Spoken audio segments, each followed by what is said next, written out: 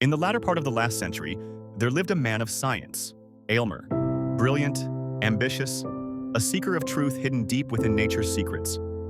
His life had long been consumed by experiments in alchemy, chemistry, and the boundless pursuit of perfection. But one day, he stepped away from his beakers and books. He turned his gaze not toward the stars or the atoms, but toward a woman. Her name was Georgiana. She was beautiful, radiant even, and she loved him deeply.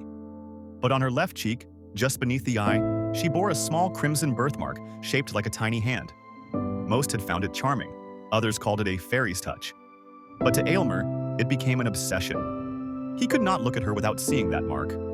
No matter how deeply he adored her, the sight of that tiny flaw stirred a growing horror. Perfection, he believed, must not be marred, not even by nature's smallest stain. Georgiana, sensing his dismay, grew self-conscious. She had once smiled at her reflection. Now she wept before it. And Aylmer, blinded by his ideals, dared to propose what no husband should. "Let me remove it." Georgiana hesitated, but in the end, she agreed. She would give herself over to his genius, not because she feared the mark, but because she feared losing his love. He took her into his laboratory, a vast room filled with strange machinery, colored lights, the smell of ether and metal.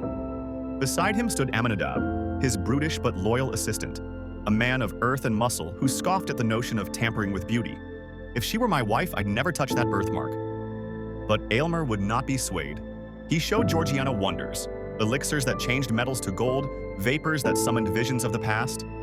Yet none of them could distract from the ultimate experiment, the elixir to remove the mark once and for all.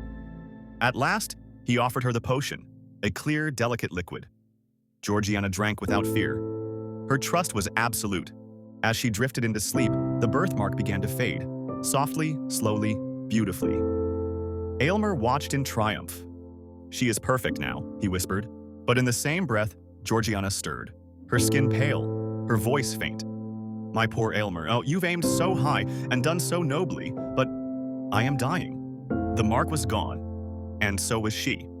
Aylmer had won his battle with nature, but lost the very soul he sought to perfect. The final sound in that room was not the cry of victory, but the distant, crude chuckle of Aminadab. For all his simplicity, he knew what the man of science did not. To be human is to be flawed, and to love truly is to accept those flaws. Thus ends the tale of the birthmark. A tragedy not of failure, but of overreaching. Of a man who dared to mold the divine, and in doing so, lost it forever.